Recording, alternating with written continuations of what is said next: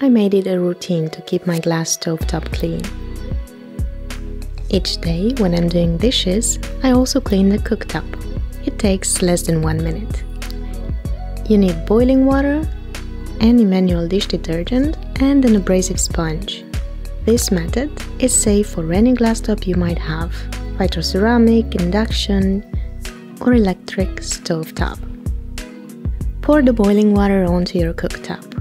Immediately after, while the water is still hot, pour some dishwashing liquid on an abrasive sponge. The newer the sponge, the better. You need the power of the abrasive side. I keep a sponge only for this job, and I use it till the abrasive side is not really abrasive anymore. Don't worry, it won't scratch or damage your cooktop. Scrub away any marks.